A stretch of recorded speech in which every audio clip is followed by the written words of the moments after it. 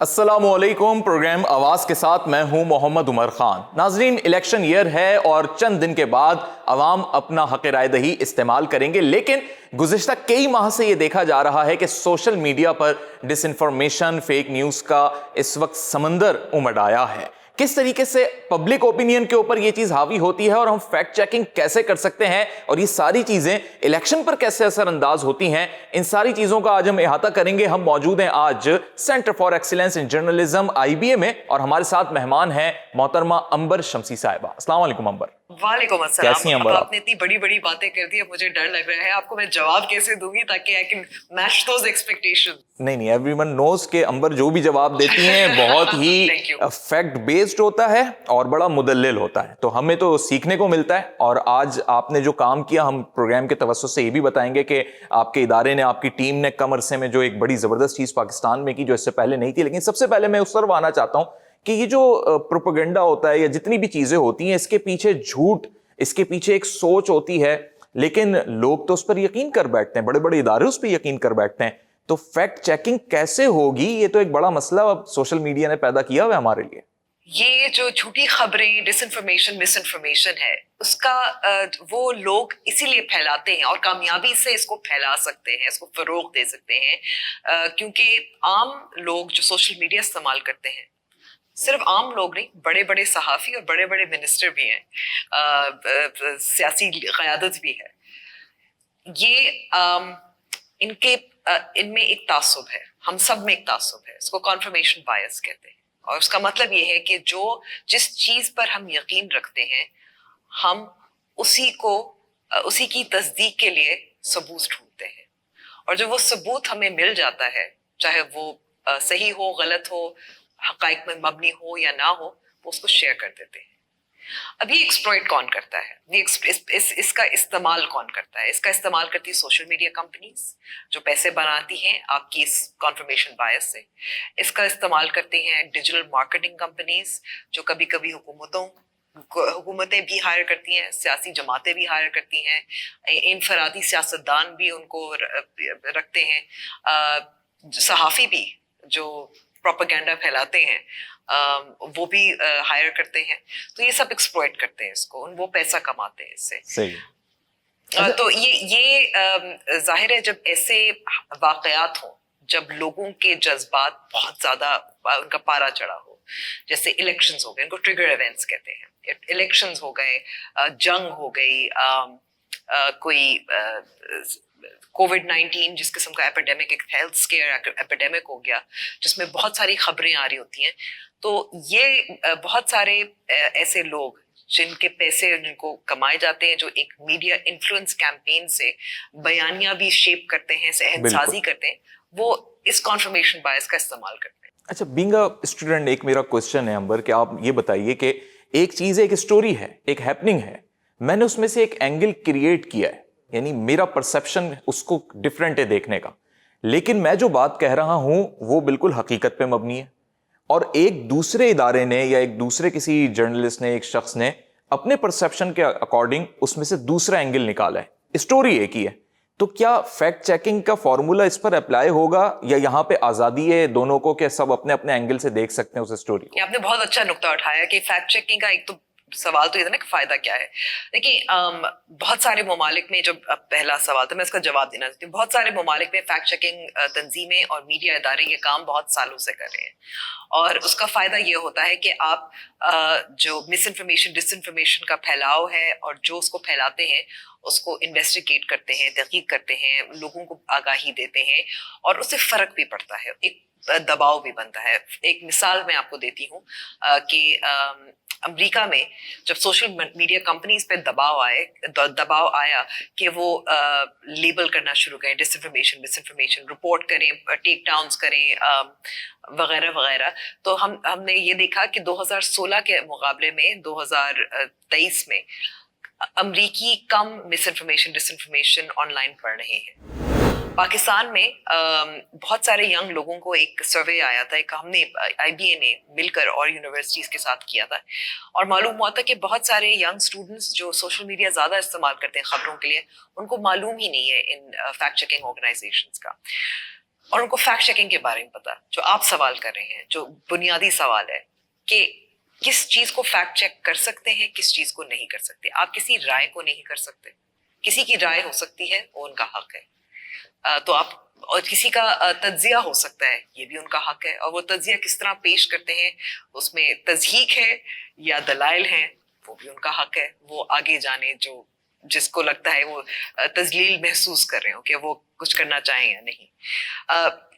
مگر اور آپ پیش گوئی کو بھی آپ فیکٹ چیک نہیں کر سکتے. تو ایک فرق بہت ہمیں بتایا جاتا ہے, ہم اسٹوڈنٹس کو بھی بتاتے ہیں, فیکٹ چیکنگ ٹیم بھی ان پروٹوکولس کو فالو کرتی ہے کہ اگر کوئی کہے کہ پچھلے 5 سال میں لاہور میں میں نے اتنی سردی نہیں دیکھی تھی, یہ کیا ہے؟ یہ ایک رائے ہے.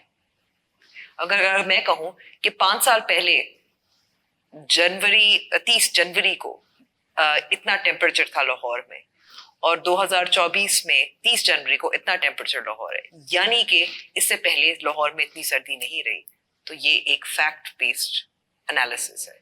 یہ فیکٹ ہے جو آپ چیک کر سکتے ہیں. لیکن پبلک اوپینین کس چیز پہ کریٹ ہوتا ہے؟ پبلک اوپینین جو ہے وہ ہم نے دیکھا ہے, جو ابھی تک ہم نے 1-2 ماہ میں ہو چکے ہیں ہماری فیکٹ چیکنگ ٹیم کو ٹریک کرتے ہوئے کہ کس قسم کی مس انفارمیشن ڈس انفارمیشن ہوتی ہے.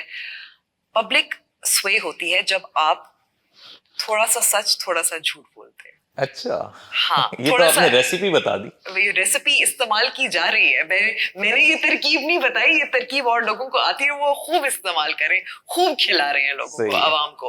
اور وہ آدھا سچ آدھا جھوٹ کیسا ہوتا ہے؟ بہت کچھ تو obvious ہوتا ہے کہ اگر کوئی مثال کے طور پر اگر کوئی پروٹیسٹ ہو رہا ہو, آپ ایک پرانا پروٹیسٹ کی تصویر لگا لو اور کہیں یہ دیکھیے اب اس وقت ہو رہا ہے, لوگ ان کا کنفرمیشن بایس ہے, وہ شیئر کر دیں گے. یہ تو بہت آسان ہے. ایک اور بڑا چالاک, جس کو میں کہوں گی طریقہ کار ہوتا ہے کہ آپ آدھا سچ آدھا جھوٹ کا مطلب کہ ایک فیکٹ لیں گے, باقی فیکٹس کو جو کانٹیکسٹ ہے, جو ہم صحافیوں کو سکھایا جاتا ہے کہ آپ کسی بھی کہانی کے بارے میں ایک پس منظر اس کا بتاتے ہیں کہ یہ کیوں اہم ہے اور یہ ایسا کیوں ہوا. تو وہ ایک چیز آپ کو فیکٹ بتائیں گے, دوسری چیز مس کر دیں گے کہ اس کا پس منظر کیا ہے, اور پھر اس کو شیئر کر دیں گے. تو لوگ سمجھیں گے کہ یہ بالکل صحیح ہے. آپ کو اس کی اگر میں مثال دے سکوں, ہماری فیکٹ چیکنگ ٹیم نے جیسے, بلکہ میں کہوں گی کہ یہ بڑی اچھی مثال ہے. نگراں وزیر اعظم اقوام متحدہ گئے ستمبر میں, جو جنرل اسمبلی کی ان کی تھی. بہت سارے لوگوں نے ان کی نان سیریسنس کو ظاہر کرنے کے لیے, کیونکہ ان کے خلاف تھے, ان کا ایک پولیٹیکل ایجنڈا تھا, یہ دکھایا کہ ایک سیلفی انہوں نے لی ہوئی ہے نگراں وزیر اعظم نے یو این اسمبلی میں. یہ کس قسم کے وزیر اعظم؟ اب یہ آدھا سچ آدھا جھوٹ ہے, اس لیے کیونکہ وہ سیلفی 2019 میں نگراں وزیر اعظم انوار الحق کاکڑ صاحب نے لی تھی, جب وہ پاکستان تحریک انصاف کی حکومت تھی, جب وہ نگراں وزیر اعظم نہیں تھے. تو یہ ہوتا ہے جب آپ کانٹیکسٹ کو بدلتے ہیں, اس کو دوبارہ شیئر کرتے ہیں. That's one way, and people believe it and they will share it. So that's one way to do it. امبر, آپ بہت امپورٹنٹ بات بتا رہی ہیں, لیکن میں چاہوں گا ناظرین ایک مختصر سا میں وقفہ لے لوں. وقفے کے بعد آ کر کچھ اور بھی کوسچنس ہیں, اور امبر نے, ان کی ٹیم نے ایک بڑا کمال کیا ہے آئی ویریفائی کے حوالے سے. کیا ہے یہ آئی ویریفائی, یہ بھی آپ کو بتاتے ہیں. حاضر ہوتے ہیں ایک بریک کے بعد.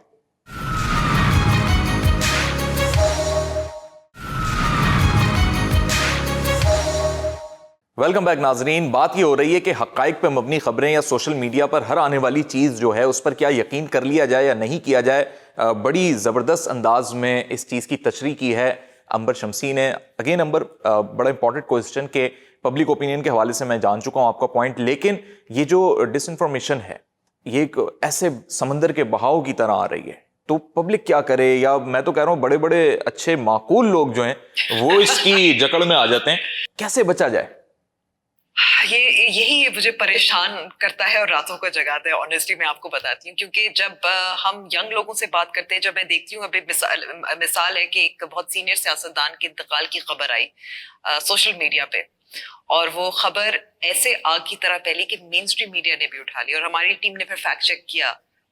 یہ کام فیکٹ چیکرز کا نہیں ہے, مین اسٹریم میڈیا کا ہے. میں آپ کو کہہ دوں, میرے خیال میں کچھ وزراء بھی ہیں جنہوں نے پھر افسوس کا بھی اظہار کیا, ظاہر ہے, اور یہ غلط خبر تھی. یہ اس کو مس انفارمیشن بھی کہہ سکتے ہیں شاید، کیونکہ وہ علیل تھے تو لوگ سمجھ رہے تھے ان کے انتقال کی خبر صحیح ہے، تو لوگ جان بوجھ کر دانستہ طور پر اس کو شیئر تو نہیں کر رہے تھے.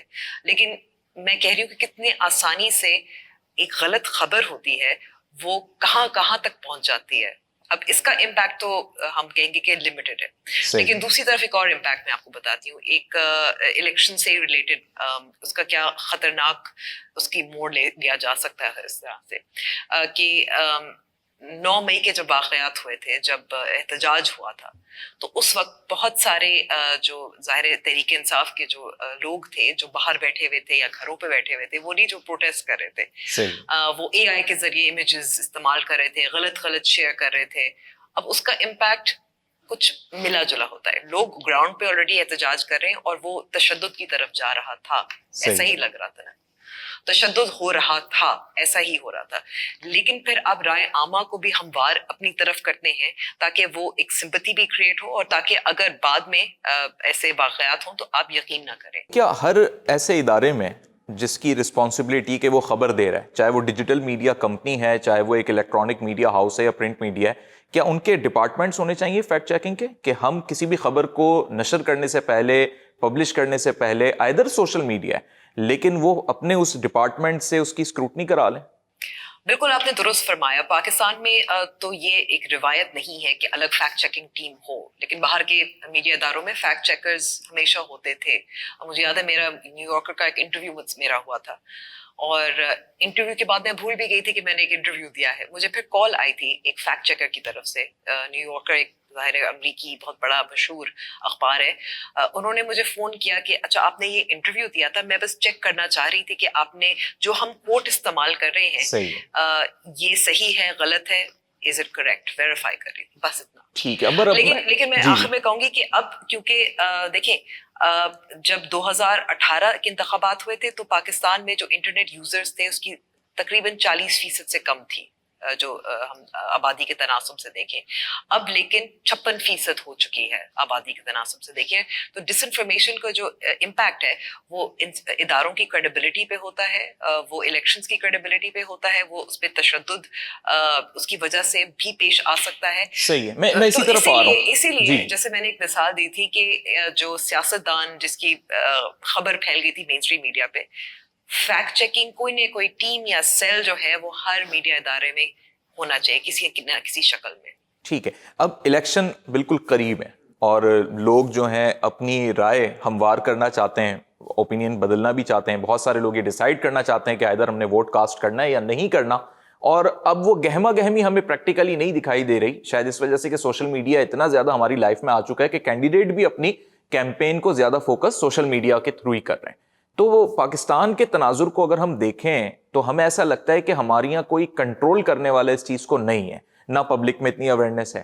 تو کیا یہ حل صحیح ہے کہ پھر انٹرنیٹ ہی بند کر دیا جائے، اس وقت ڈاؤن کر دیا جائے؟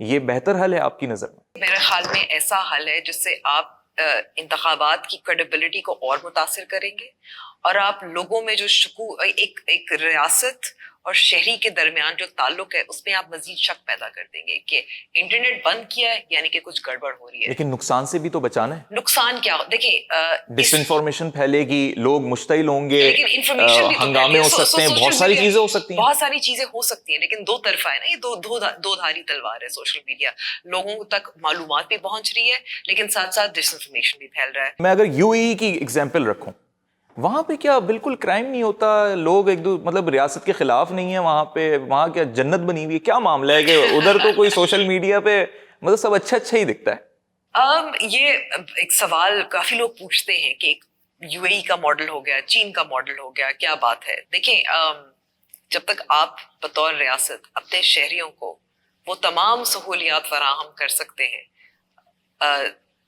کچھ آزادیوں کے بدلے، میرے خیال میں پھر ہم وہاں تک پہنچ سکتے ہیں. پاکستان میں نہ ہم آزادی دینا چاہتے ہیں شہریوں کو، نہ ہم ان کو سہولیات جیسے تعلیم، صحت، پانی، بجلی، سڑک، یہی مسائل ہیں نا عوام کی، یہی سہولیات ریاست سے مانگتی ہے. تو پھر آپ شاید سوچ سکتے ہیں کہ آپ تھوڑا سا ایک سینسرشپ والا ماڈل، یعنی کہ چائنا ماڈل ہو گیا، یو اے ای ماڈل ہو گیا، وہاں تک آپ جا سکتے ہیں جہاں پولیٹیکل فریڈم شاید اتنی نہیں ہے جیسے پاکستان میں، لیکن آپ نہ فریڈمز دے رہے ہیں نہ آپ سہولیات دے رہے ہیں. सब कुछ ही ले लेते हैं, कुछ और वो तो भी दे दें। कंट्रोल रखना है कि एक्सप्रेस भी ना कर सकें। एग्जैक्टली, तो कुछ तो दे शहरी को, वो कहाँ जाए। अच्छा, आई वेरीफाई के उन्वान से, इस नाम से, इस टाइटल से हमने ये जाना है कि आपने एक पूरा प्रोजेक्ट तैयार किया और ये इंटरनेशनल इसमें कंट्रीब्यूशन शामिल है या कोलैबोरेशन शामिल है, तो थोड़ा सा हमारे नाजरीन को बताएं कि इसके ज़रिए क्या किया जा रहा है। जी, आई verify Pakistan centre for excellence in journalism ने 8 जनवरी को तकरीबन इलेक्शंस के 1 महीने से पहले हमने लॉन्च किया था। आई वेरीफाई पाकिस्तान मैं कहूँगी कि हमने एक जो इनिशिएटिव, जो शराकतदारी की बुनियाद पर हमने तैयार किया है, और फैक्ट चेकिंग हम करते हैं। हम हकाइक को चेक करते हैं जो सोशल मीडिया पे लगते हैं, बल्कि मेन स्ट्रीम भी चेक करते हैं। इसमें हमारे जो पार्टनर्स हैं जो सपोर्ट करते हैं, वो एक तो UNDP है, जिन्होंने आई वेरीफाई और भी ममालिक में इसी किस्म के प्रोजेक्ट्स लॉन्च किए, तो वो टेक्नोलॉजी हमें फराहम करते हैं। इसके साथ साथ एक प्राइवेट मार्केटिंग कंपनी है जो मीडिया मॉनिटरिंग टूल हमें लिटिक्स के नाम से उन्होंने हमें फराहम किया गया, वो भी हम इस्तेमाल करते हैं। हमारी मीडिया पार्टनरशिप्स है 3, 2 मेन स्ट्रीम मीडिया ऑर्गेनाइजेशंस के साथ, इदारों के साथ, और एक डिजिटल मीडिया इदारे के साथ। तो फैक्ट चेकिंग टीम भी हमारे पास है, 4-5 लोगों पर मबनी है, और उनकी हमने ट्रेनिंग करवाई। 1 महीने में हमने उनको हायर किया, उनकी ट्रेनिंग भी करवाई। ये पार्टनरशिप्स हमने सेटअप किए, और सोशल मीडिया कंपनीज के साथ भी हम पार्टनर कर रहे हैं, जैसे टिकटॉक और मेटा के साथ भी, ताकि हम जल्दी फैक्ट चेक भी कर सकें, मॉनिटर भी कर सकें, और हम जल्दी उसकी तशहीर भी कर सकें। मिसाल के तौर पर हमारी टीम ऑन एवरेज औसतन हम हफ्ते में कोई, अगर 2 स्टोरीज आप कह सकते हैं, 10 से 12 स्टोरीज हम पब्लिश कर रहे हैं। अच्छा। जो बाकी मेरे ख्याल में बड़े मीडिया जो फैक्ट चेकिंग या मीडिया इदारों की निस्बतन ज़्यादा है, इससे क्योंकि हम कॉन्सेंट्रेटेड करते हैं और हम शेयर करते हैं। अच्छा, आपको फॉलो करना हो इन स्टोरीज को, इन चीज़ों को, कहाँ, कौन सा पेज है, क्या लिंक है उसका? बिल्कुल बिल्कुल, अगर हमें फॉलो स्टोरीज करना हो तो आई वेरीफाई पाकिस्तान के नाम से हमारी वेबसाइट है, उस पर सारी स्टोरीज पूरी मुकम्मल तौर पर आपको नजर आएंगी कि कौन सी स्टोरीज हमने फैक्ट चेक की, हमारा तरीक़ाकार क्या था, जिस वजह से हमने। और it is specific for election या उसके बाद भी ये सब चलता रहा? हमारी कोशिश है कि सिर्फ इलेक्शन तक महदूद ना हो। हम क्योंकि चाहे सियासत हो, चाहे सेहत हो, हर शोबे में हमें मिस इन्फॉर्मेशन, डिसइन्फॉर्मेशन सेलिब्रिटीज की तो बहुत ज्यादा ही आ रही है, सेलिब्रिटीज की भी बहुत आती है, और ये सब फैक्ट चेक करने की जरूरत भी है। तो हमारी कोशिश है कि इसको कंटिन्यू करें और एक्सपैंड करें। हमारी वेबसाइट है, हमारे जो अपने centre for excellence in journalism यानी कि CEJIBA की जो सोशल मीडिया पेजेस है, उस पर भी हम अपने फैक्ट चेक्स इंस्टाग्राम पे, फेसबुक पे और ट्विटर पे हम पोस्ट कर रहे हैं। सही। और आपको जल्द कुछ वीडियोस भी इसके हवाले से हम इसको पेश करेंगे ताकि ज़्यादा से ज़्यादा लोग शेयर करें। ठीक है अंबर, बस शॉर्टली मुझे बताइएगा, क्योंकि हम एक एजुकेशनल इंस्टीट्यूट में मौजूद हैं, IBA का अपना एक बड़ा नाम है, ये सारा मौजू जो आज हम आपके साथ गुफ्तगू कर रहे हैं, क्या करिकुलम में भी अपडेट हो सकेगा या हो चुका है?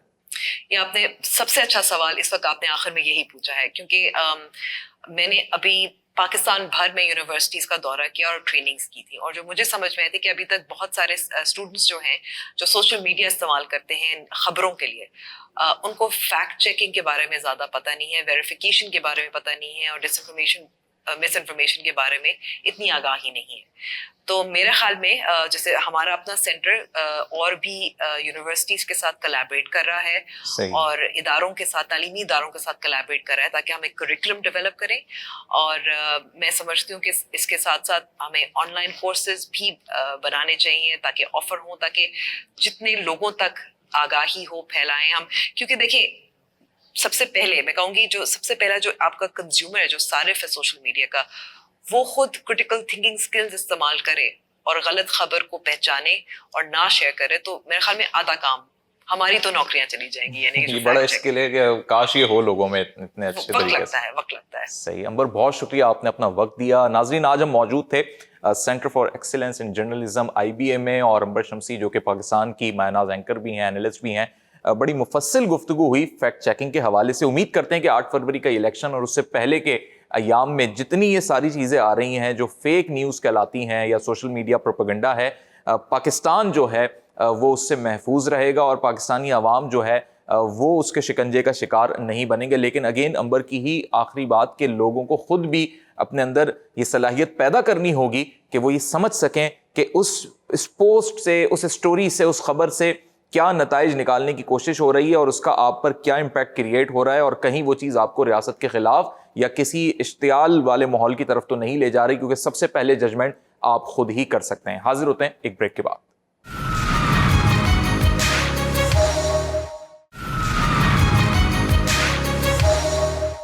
ویلکم بیک ناظرین. الیکشن 2024 میں شہر کراچی کو انتہائی غور و خوض سے دیکھا جا رہا ہے, اور اسی شہر کراچی میں کورنگی کا یہ حلقہ این 234 اس لیے بھی انتہائی اہمیت کا حامل ہے کیونکہ یہاں پر پاکستان پیپلز پارٹی نے گزشتہ 3 ماہ کے اندر جو ڈیولپمنٹ کے کامز کروائے ہیں اس سے اس حلقے کے عوام کا اوپینین بدلتا ہوا دکھائی دے رہا ہے. لیکن اب الیکشن میں پاکستان پیپلز پارٹی یہاں پر کیا اپنی کارکردگی دکھا سکے گی, اور پلس یہ کہ محمد علی راشد جو کہ پہلے بھی اس حلقے سے قومی اسمبلی کے ممبر منتخب ہو چکے ہیں, اب وہ پاکستان پیپلز پارٹی کے یہاں پر نامزد امیدوار ہیں. السلام علیکم. وعلیکم السلام. کیسے ہیں جناب؟ بالکل ٹھیک ہے. بڑی گہما گہمی ہو گئی ہے, اور کورنگی کے اندر جو ہے اس حلقے کو اس لیے بھی نایاب سمجھا جا رہا ہے کہ جی پی ایس کی 4 نشستیں ہیں آپ کے پاس اس حلقے میں.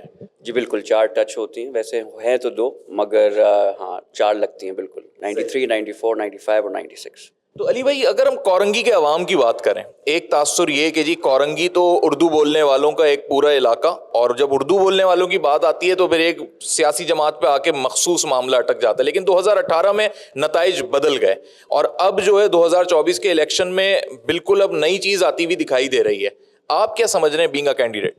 دیکھیں آئی تھنک لوگ جو یہاں خاص طور سے یہاں کے رہنے والے ہیں وہ اب چاہتے ہیں کام ہو, وہ اردو بولنے والا ہو یا نہیں ہو, وہ اس چیز سے دیو گون بیونڈ دیٹ. وہ چاہتے ہیں کہ خیر میں بھی خود اردو بولنے والا ہوں, اور پیپلز پارٹی کے جو ڈسٹرکٹ کے چیئرمین ہیں وہ اردو بولنے والے ہیں, ٹاؤن کے چیئرمین اردو بولنے والے ہیں, کراچی کے میئر اردو بولنے والے ہیں پیپلز پارٹی کے. سو وہ جو ایک پارٹی دعوے دار بنتی ہے, I don't think that's right کہ وہ ٹرو ریپرزینٹ کرتی ہے اردو اسپیکنگ لوگوں کو یا مہاجروں کو. بٹ دیٹ بینگ سیڈ یہاں لوگ اب تھوڑے اپنے ایشوز پہ بات کرنا چاہتے ہیں. وہ چاہتے ہیں کہ ایسی پارٹیاں آئیں, ایسے امیدوار آئیں جو جب نمائندے بنے ان کے, وہ 4-5 سال گزارنے کے بعد کوئی بہانہ نہیں بنا سکیں گے ہمارے پاس اختیارات نہیں تھے یا ہم اس لیے نہیں کر سکے یا اس لیے نہیں کرتے. وہ اب ایسی پارٹی کا کچھ چننا چاہتی ہیں جس کا ایم این اے یا ایم پی جب آئے تو میئر بھی ان کا ہو, ڈسٹرکٹ کا میئر, ٹاؤن کا جو چیئرمین ہے وہ بھی ان کا ہو, میئر بھی ان کا ہو, سندھ حکومت بھی ان کی ہو, فیڈرل میں حکومت کے, وہ کام کر سکیں, لوگوں کے مسئلے حل کر سکیں. اور 3 مہینے ہمیں ہوئے ہیں ہمارے نعیم شیخ صاحب کو آئے ہوئے, اور بہت اچھا کام کیا ہے اتنے لمیٹڈ پیریڈ میں, اور لوگوں کو لگ رہا ہے رسپانس ہمیں جس قسم کا مل رہا ہے, ہمیں تو کسی اور کی مہم یہاں دکھائی بھی نہیں دے رہی ہے دور دور. اتنے ایک دم پارک بن جانا, سڑکوں کے بھی کام ہوئے, صفائی ستھرائی بھی ہوئی, تو it was a part of your political campaign جو پہلے سے شروع ہو چکی تھی. اس میں آپ کا بھی کچھ عمل دخل تھا کہ آپ نے بہت زور دے کے کورنگی میں کام کروایا, یا پیپلز پارٹی نے یہ پہلے سے سوچا ہوا تھا کہ جہاں سے جیتیں گے وہاں پہ کر کے دکھائیں؟ دیکھیں آئی تھنک پہلے کسی پارٹی کو یہاں لیول پلینگ فیلڈ ملتی نہیں تھی اس شہر میں, اور اب باقی پارٹیز کو اپنا منشور لے کے ان کو موقع ملا کہ لوگوں کے پاس جائیں, اپنے آپ کو الیکٹ کروائیں. تو پیپلز پارٹی جیسی الیکٹ ہوئی ان جگہوں سے تو انہوں نے دیکھا کہ پیپلز پارٹی نے پرفارم کر کے دکھایا, اور وہ آئی ڈونٹ تھنک کسی کیمپین کے تحت کیا, یا وہ ویسے بھی ان کو کرنا تھا, ان کا فرض ہے, ان کا کام ہے لوگوں کے لیے کام کرنا, خدمت کرنا لوگوں کی, تو وہ انہوں نے کی. مگر وہ ہماری گڈ لک ہے کہ وہ ایسے ٹائم پہ ہوئی کہ اب آنے والے الیکشنز میں لوگ دیکھ سک رہے ہیں واضح فرق کہ یار ان کو اگر موقع دیا جائے تو سب کو آزما لیا, ایم کیو ایم کو آزما لیا اس حلقے سے, پی ٹی آئی کو آزما لیا, پیپلز پارٹی کو بھی اگر آزمایا جائے تو وہ کام کر کے دکھائیں گے. اب آپ نے ایک بڑی امپورٹنٹ بات کہی کہ اختیارات کا جو ہم رونا سنتے رہے بہت عرصے سے, تو پیپلز پارٹی کے اگر آپ منتخب ہو جاتے ہیں تو وہ مسئلے مسائل نہیں ہوں گے جو چاہے صوبائی حکومت ہو, جو لیول ہے حکومت کے, عوام تک موجود رہیں گے, آپ ڈیلیور کریں. بالکل ایسا ہی ہے. دیکھیں آپ, آئی تھنک عوام چاہتی ہے, آئی تھنک وہ زمانے گئے وعدوں کی سیاست کر کے آپ نے ووٹ لے لیا, پھر دوبارہ 5 سال بعد آپ غائب رہے, پھر آ گئے. اب آئی تھنک ووٹر کافی اویئر ہو چکا ہے, اور وہ چاہتا ہے کہ ایسے لوگ آئیں, اپنوں کو چننا ہے. یہ نعرے بازی نہیں, جن کو الٹا میرے خیال سے جو پارٹیاں کر رہی ہیں نا, پھر سے مہاجر کارڈ پلے کر کے یا اپنوں کو ووٹ دیں فلانا کریں, لوگ غصہ آ رہا ہے ان کو دیکھ کے غصہ آ رہا ہے. وہ کہہ رہے ہیں کام کرتے نہیں ہیں, بس نعرے بازی کرنے آ جاتے ہیں, بیوقوف عوام کو بنانے آ جاتے ہیں. تو آئی تھنک پرفارمنس بیسڈ ہونی چاہیے, ایشو بیسڈ سیاست ہونی چاہیے, لوگوں کے مسئلے حل ہونے چاہیے. اینڈ آف دا ڈے دیکھیں سیاست ہے کیا, لوگوں کو ریلیف دینا, لوگوں کے کام آنا, ان کے مسئلے حل کرنا, ان کی لائف کو تھوڑا آسان کرنا, ان کی زندگی کو, کوالٹی آف لیونگ کو بڑھانا, کہ روڈیں بنی ہوئی ہوں, پانی ان کے گھر میں آ رہا ہو, کچرا اٹھ رہا ہو. गटर नहीं उबल रहे हो, ये बेसिक चीज़ें अगर हम उनको पहुंचा दें उनके डोर स्टेप तक, तो आई थिंक आवाम बड़ी खुश रहेगी और हमें चुनेगी. अच्छा, अब ये बताएं अली राशिद साहब के इस वक्त पूरे कराची की अगर मैं बात करूं, क्योंकि जिस तरह पीपल्स पार्टी हर इलाके में हर हलके में बहुत एक्टिव दिखाई दे रही है, और रिसेंटली अभी मुस्तफ़ा कमाल ने कुछ बातें भी कही इस हवाले से, और कुछ क्लैशेस भी हमें होते हुए दिखाई दिए. कुछ ऐसा मामला तो नहीं लग रहा कि जूं हम 8 फरवरी के करीब जा रहे हैं, कोई जानबूझ के कुछ ऐसा प्लान हो रहा हो, या शहर का अमन जो है वो सबुताज होने की कोई बातें हो रही? देखिए, मैं अब इसके किस प्लान के तहत हो रहा है ये तो मैं नहीं कह सकता, मगर मैं उम्मीद ही कर सकता हूँ कि ऐसा नहीं हो रहा हो. और ये चीज़ें जो हुई हैं बिल्कुल नामुनासिब थी, नहीं होना चाहिए था.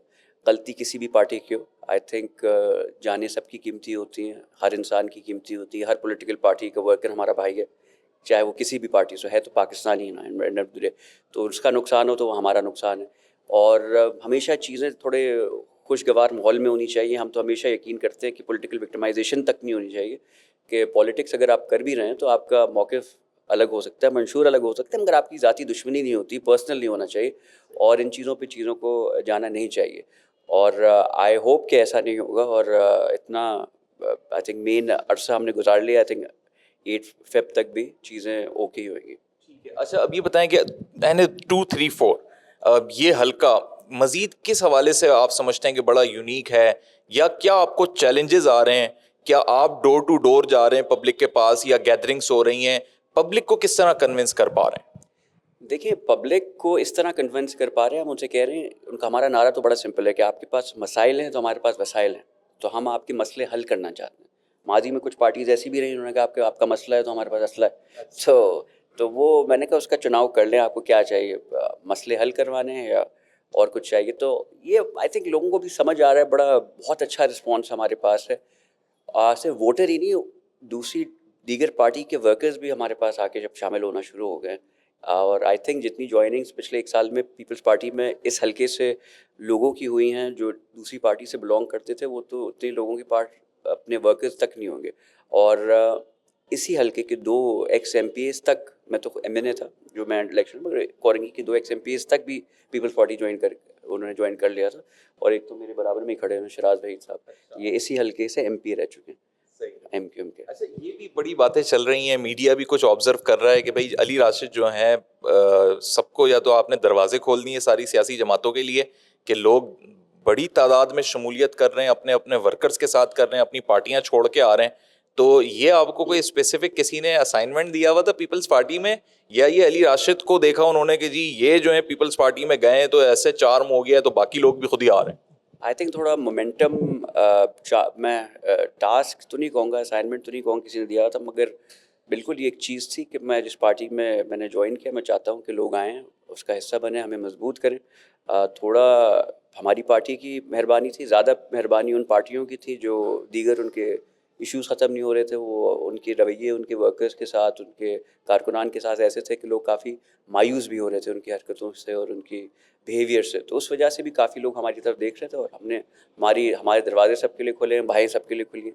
तो वो आए, हमने उनको एम्ब्रेस किया. और फिर उन लोगों ने जब ज्वाइन किया, उन्होंने देखा जिस किस्म की प्रोटोकॉल रिस्पेक्ट उनको यहाँ मिल रही है, तो बाकी लोगों ने भी बड़ा हिम्मत अफजाई उनकी हुई, और उन्होंने भी फिर आके हमें ज्वाइन करना शुरू हुआ. तो ये सिलसिला जारी है, इंशाल्लाह जारी रहेगा. अच्छा, बिलावल भुट्टो ने हमेशा एनर्जेटिक कैंडिडेट्स पे जोर दिया, चाहे वो यंगस्टर्स हों, चाहे वो पोटेंशियल रखते हों. आप स्मार्ट भी हैं, लुक वाइज भी आपकी एनर्जी दिख रही होती है, और माशाल्लाह आपकी काबिलियत भी है. तो ये सारा इहाता करते हुए आपने अपनी कैंपेन को किस तरह मुनफरिद बनाया हुआ है बाकी कैंडिडेट से? देखिए, मेरी कैंपेन्स तो बहुत अरसे पहले ही स्टार्ट हो चुकी थी, और मैं तो जब से मैं पीपल्स पार्टी में मैंने शमूलियत की थी, उस टाइम से ही पार्टी ने मुझे टास्क दे दिया था कि जी आप इस हल्के से MNA रह चुके हैं, तो इस हल्के पे आप पे अटेंशन टू दिस हल्का. तो उस वक्त से मैं लोगों से इंटरेक्शन, उस वक्त से लोगों की मदद करनी शुरू की, उस वक्त से लोगों से जुड़ना शुरू हुआ. तो अब तो इलेक्शन का माहौल है, अब तो हर कोई आया हुआ है ना, हर कोई वोट भी मांग रहा है. तो लोग देख रहे हैं कि यार ये तो हमेशा से 3-4 साल से हमारे साथ ही हैं, जुड़े हुए हैं, इलेक्शन हो नहीं हो ये हमसे मिलते रहते हैं, हमारे मसले हल कर सकते हैं, एक्सेसिबल हैं, ये है वो है. तो आई थिंक वो that has played a very की रोल कि लोगों को लगता है कि यार ये अभी नहीं है, ये सीजनल नहीं है, बरसाती नहीं है, ये फॉरएवर हैं. तो उस चीज़ की वजह से काफ़ी इम्पैक्ट पड़ा है. और आई थिंक جس طرح سے ہم نے ایک اسٹریٹجی بنا کے ہماری مہم چل رہی ہے، باقی کسی پارٹی کے آپ نے تو وزٹ بھی کیا ہوگا اس حلقے میں، آپ کو اور کسی پارٹی کی دکھ بھی نہیں رہی ہوگی. اچھا علی بھائی، بڑا امپورٹنٹ کوسچن، لاسٹ کوسچن ہے. 9 مئی کے واقعے کے بعد ایک ایسا ماحول ہو گیا جو تمام پولیٹیکل پارٹیز کے لیے چیلنجنگ ہے. یعنی اب ووٹر کو یہ بھی کنونس کرنا ہے کہ بھائی باہر نکل کے تم ووٹ ڈالو، اپنی تو پارٹی کی کرنی ہے نمائندگی. تو آپ کو کیا لگ رہا ہے 8 فروری کے دن عوام کا کیا رد عمل آپ دیکھ رہے ہیں، یا کیا ان کا ذوق و شوق دیکھ رہے ہیں، دلچسپی ہے، یا وہ بالکل سسٹم سے نالا ہو گئے؟ دیکھیں ہے تو اب یہ میں نہیں کہہ سکتا کہ مئی 9 کے بعد کس پارٹی کی مقبولیت کم ہوئی ہوگی. ظاہر سی بات ہے، ایسے آئی تھنک کوئی ملوث رہیں گے اس قسم کی ایکٹیویٹیز میں تو کم ہونی بھی چاہیے مقبولیت.